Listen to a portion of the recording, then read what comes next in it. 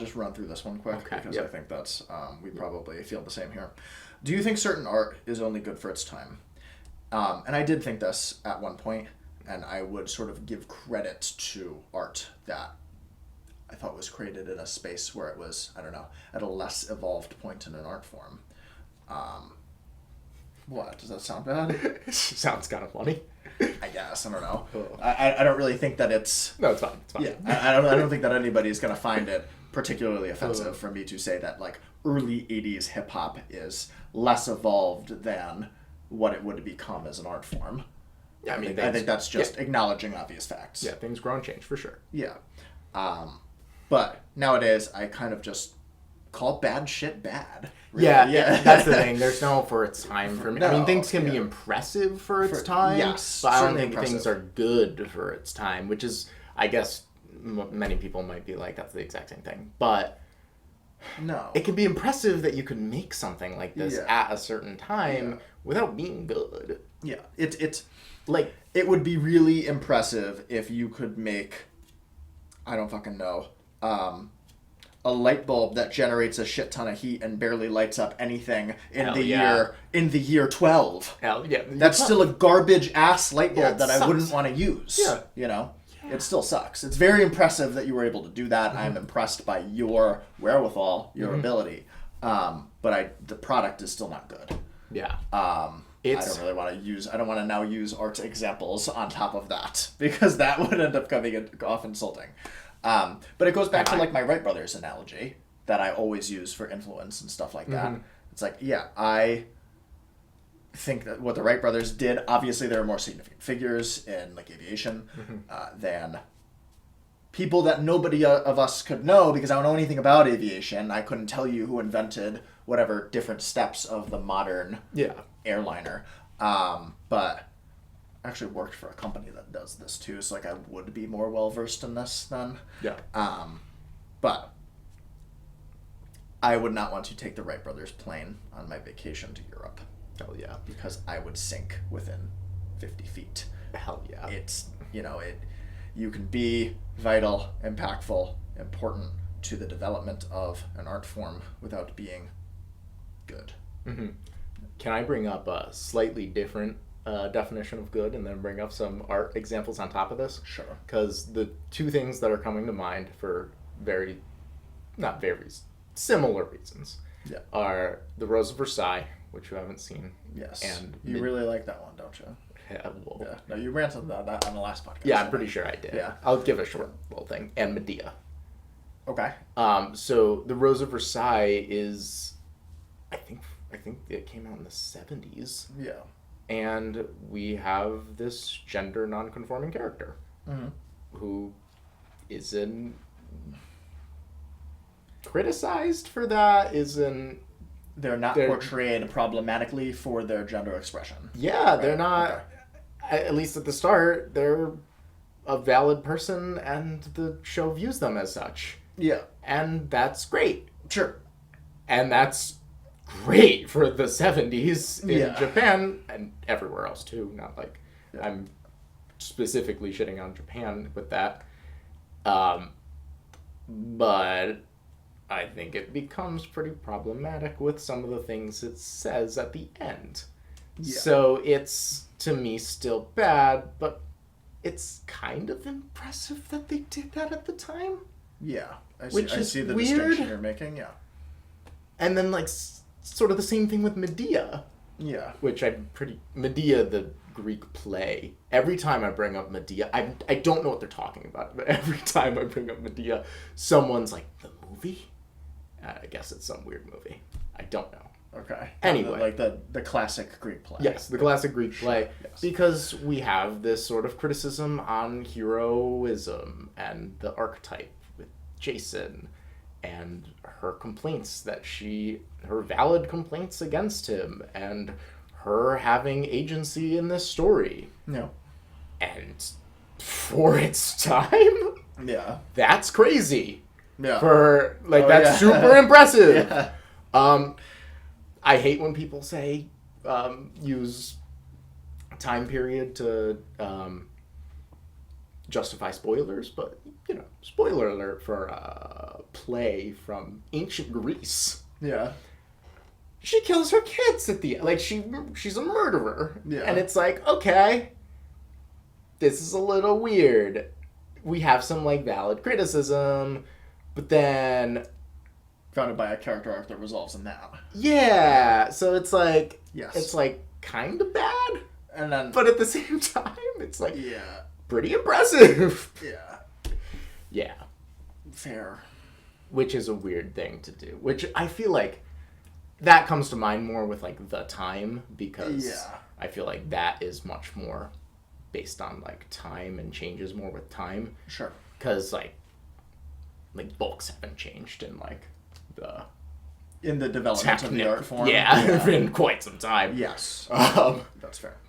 Even, like, music, I feel like most of the music people talk about, at least online, or really at all, is sort of like 60s on.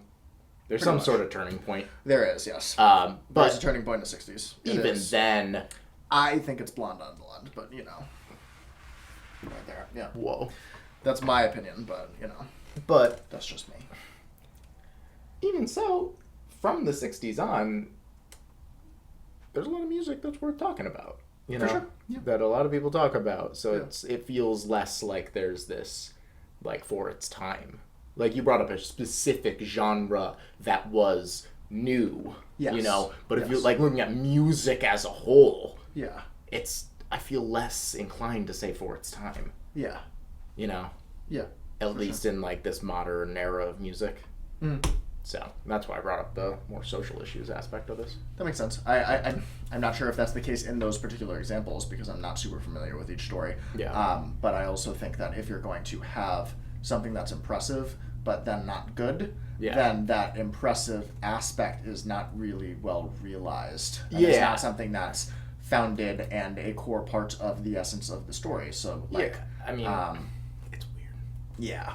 It's or it does something to maybe discount that impressive element. Yeah. Right? So if you're going to show these well-conceived notions that are oppressive and ahead of their time in Medea, and then you make her a child murderer, then that presentation, maybe not in my perception, if I'm going to take different parts of the story for what they are, but, like, just in general perception, somebody may discard those potentially good ideas on the basis of this is what a murderer thinks.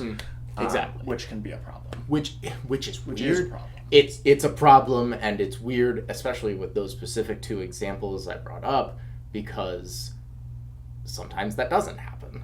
Yeah. When, like, it almost feels like the story was written for it to happen. Yeah. You know? Yeah. And it gets tricky. That just brings to, like, a whole another conversation on, like, representation and the power of that. Yeah. Which, like, I wish I was more well-informed on, but I'm not sure I can get super into it. That's fair. So... Well, you could link those videos that you were talking about to me earlier. Oh, yeah. About, like, queer coding, I think it was called. Yeah. Stuff like that. Yeah. But, anyway, complete whiplash tonal shift. Sure. What qualities make Archer your favorite cartoon, Mark?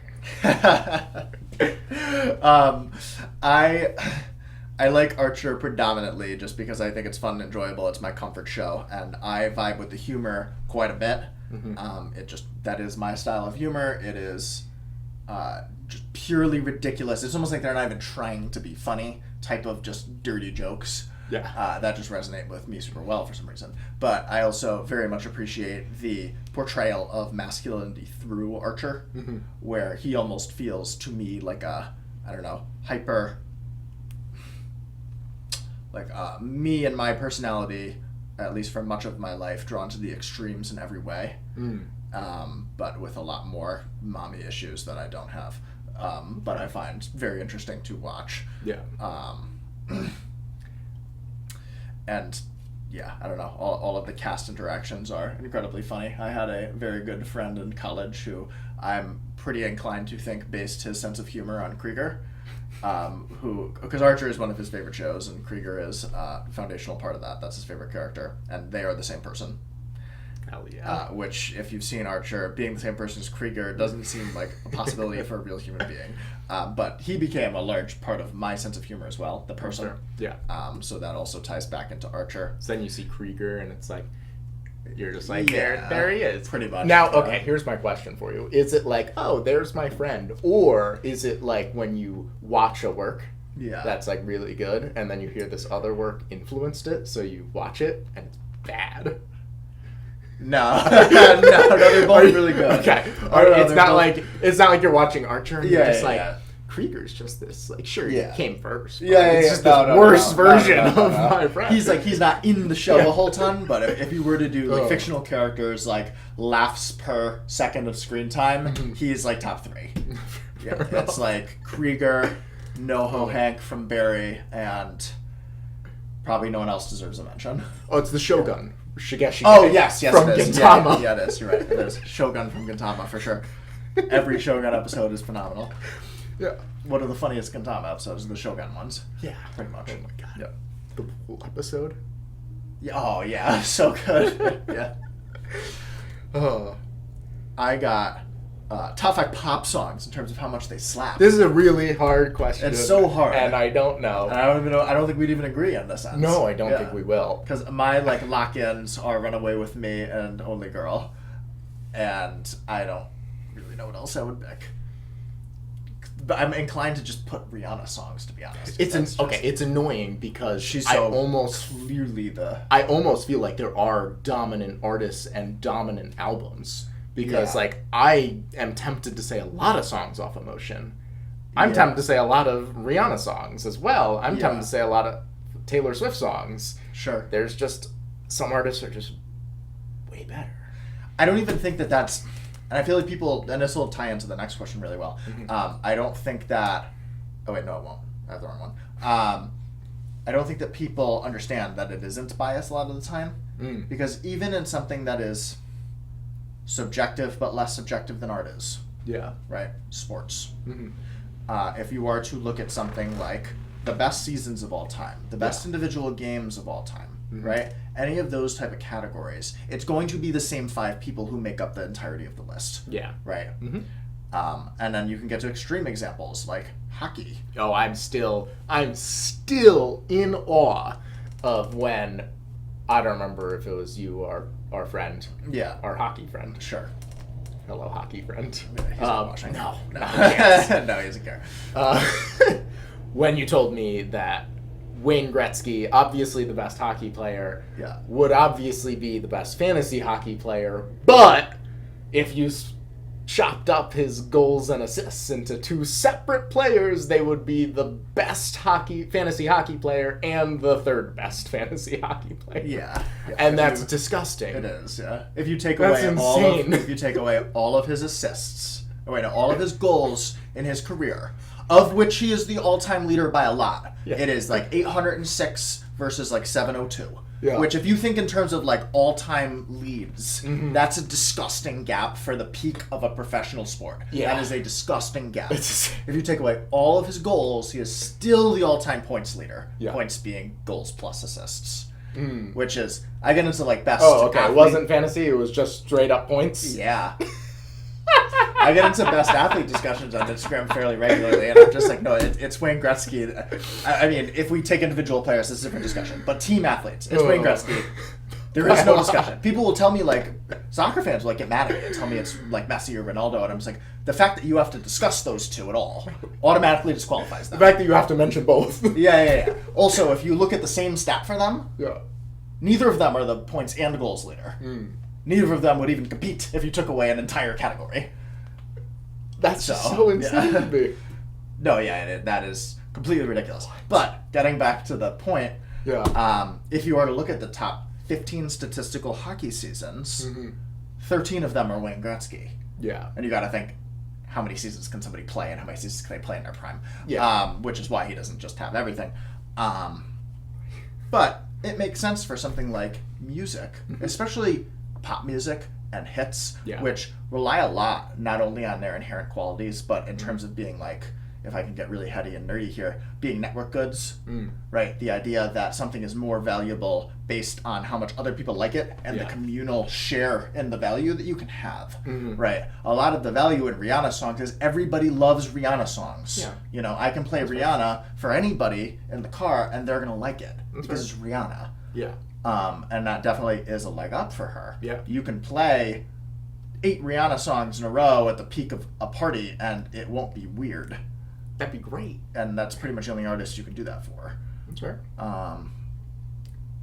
Fantastic. So I don't know. I don't think it's that much of a problem to have repeats on a list. I think it's more honest. No, yeah, for sure. Yeah. It's just like trying to come up with a top 5. It's like, am I just gonna name 5 Rihanna songs? Yeah, I'd probably just say "Run Away with Me," "Only Girl." Shit. What other Rihanna song do I want to pick? That's the thing. There's so many. That's the question. Is there's multiple I want to pick. I'd probably pick a Lady Gaga song. That's fair. I don't know if Bad Romance I like, but I don't know how much I want to say it's like a banger. Like it is, but My favorite Lady Gaga song. it is my favorite Lady Gaga song as well. Really? Wow. Yeah. We have the same top 1 media and Lady Gaga song. Holy shit. Yeah. I feel like I like Just Dance that the most in terms of what I want to hear when I'm hammered and like trying to be in like a banger mood. That's fair. I'd probably put that in there. And then, yeah, I don't know, but that's enough. It's so hard. Yeah. But like maybe this is just coming from being more focused on that communal aspect and than your age, but like you were only including songs that have come out in your lifetime. Yeah. Like there are bangers that came out before too. For sure. And it's like, I don't know, top 5 pop songs? Yeah, it's tough. That's so hard. Modern Love by David Bowie. That's such a great song, and I greatest wasn't song even ever. thinking of it. Hell yeah. At all. Nice. At all. That's just like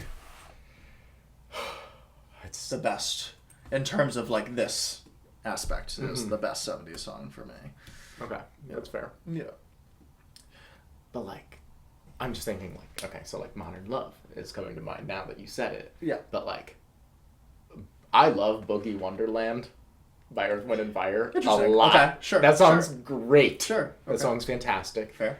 I'm even like, I mean, maybe he's not a one-hit wonder, but like I kind of feel like he is because I don't know any songs by him. Sunglasses at Night. That song's sick. I probably You do. know it, but I don't know. You the know title. it. You Sure. 100% do. I don't know the title. So. But fucking, there's so many pop songs that are good. Yeah. But like even like Michael Jackson songs. Oh, Which we didn't even mention. Yeah. We didn't Yeah. mention Michael Jackson. Yeah. Shit. And it's so hard. That's fair. That's fair. Yeah. Because you can take. I think I might agree with you on the Smooth Criminal take now too. I think yeah. that might be my MJ pick. It's so nowadays. good. That's been the one that I've been throwing on the most. Smooth Criminal you Yeah. can throw on this list. I know there's a debate between Michael Jackson and Prince in terms of like this criteria. I'd definitely take Michael Jackson, but like Yeah. Prince has bangers. For sure. Oh yeah. Have you heard 1999? Yeah. So sick. Prince definitely has bangers. Have you ever heard When Doves Cry? Yeah. Oh yeah. Like there's a Gotta hear ton. it. There's For a sure, ton. For sure. Yeah, there's And a that's lot of not good shit even- out there. That's not even Making the top 5 pop song is real tough. It's real tough. There are a lot more contenders than if you were to try to do like top 5 songs in terms of like, I don't know, meaning Thematic. and impact Yeah. and thematic bullshit that we usually do. Yeah. Yeah. But there's just so many Yeah. I have no idea. You look like I stunned. don't know how I could possibly Your brain is make this. racked. I don't know how I could That is possibly fair. make Yeah. this list. Impossible. This is an impossible list. Yeah. Top 5 pop bangers, Raid, Oh Comedy, Yo. Yeah. Pure Comedy, Green Light. Yeah. Green Light, actually. I fucking forgot about that too! Yeah. Green Light wouldn't even be that terrible. of an answer. Good Yeah. answer. I just assumed everything behind me would be a ridiculous answer. Yeah. No, but you could yeah. have Green Light. Yeah. You could have Perfect Places. Yeah. I could have picked a melodrama song to fit the joke of obviously not fitting the narrative here. Yeah. I just picked the biggest banger on the album for whatever reason. And then like what even counts as pop? Let's move on. We have to move on. Let's move on.